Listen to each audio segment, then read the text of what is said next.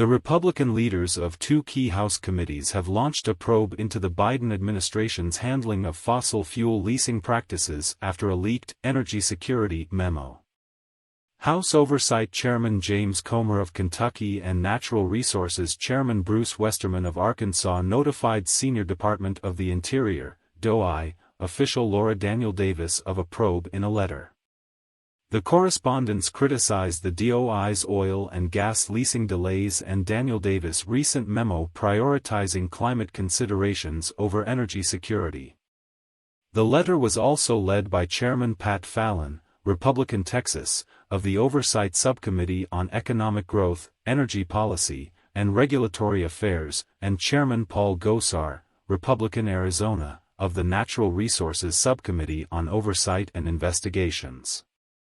17 more House Republicans joined in signing the letter.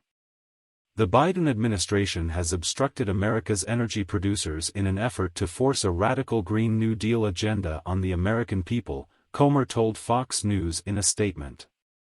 The Democrats' ongoing war against America's oil and gas industry has only driven energy prices higher, and families across the country are paying the price. Instead of pushing the administration's climate agenda, the Department of the Interior should be prioritizing economic development and American energy security, Comer noted further, according to the network's report. Congress must ensure DOI is fulfilling their responsibility to advance policies that unleash American energy production and strengthen an industry that provides good-paying job opportunities. Former Bureau of Ocean Energy Management, BOEM, Director Amanda Lefton wrote a memo in late November recommending that the Department of Interior charge energy companies a royalty rate of 18.75%, the highest allowable rate under the law, for a large oil and gas lease sale in Alaska. However, she acknowledged in the memo that charging a lower rate would likely offer greater energy security, but would not correctly account for climate change. Soon after the confidential memo was sent, Daniel Davis publicly approved Lefton's suggestion without referring to its impact on energy security. In late December, the Department of the Interior conducted a lease sale for almost 1 million acres, which attracted a single bid valued at $63,983 for a 2,304-acre parcel.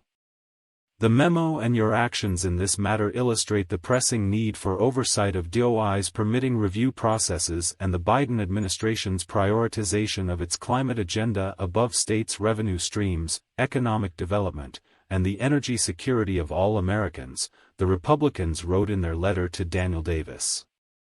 The internal deliberations at BOEM to brazenly elevate President Biden's radical eco-agenda ahead of common-sense policies call for greater congressional oversight of DOI and BOEM, the GOP lawmakers added.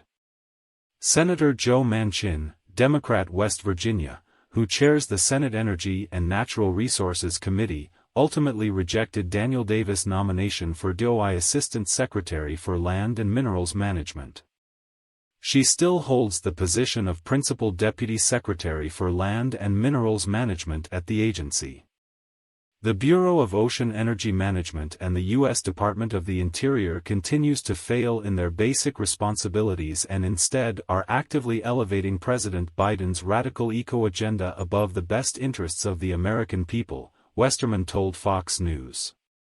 These backroom dealings contribute to Biden's ongoing energy crisis, threaten America's national security, discourage future investment, and cause lasting damage to the economy, he added.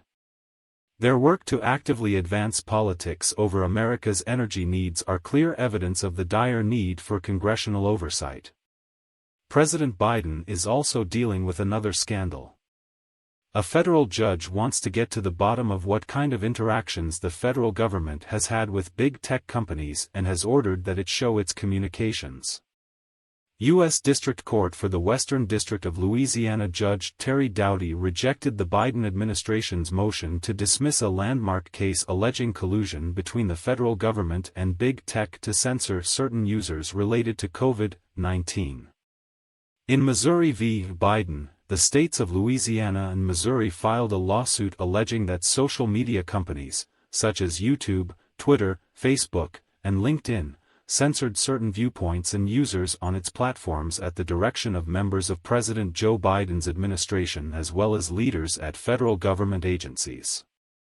The court finds that the complaint alleges significant encouragement and coercion that converts the otherwise private conduct of censorship on social media platforms into state action, and is unpersuaded by defendants' arguments to the contrary, Doughty wrote in his ruling. Doughty said he was unpersuaded by some of the government's arguments in court, particularly their attempts to downplay coercive threats as isolated episodes in which federal officials engaged in rhetoric about misinformation on social media platforms. Further, while the government may certainly select the messages it wishes to convey, this freedom is limited by the more fundamental principle that a government entity may not employ threats to limit the free speech of private citizens, Doughty wrote. However, Judge Doughty disagreed and found that the states had plausibly alleged state action under the theories of joint participation, entwinement, and the combining of factors such as subsidization, authorization, and encouragement.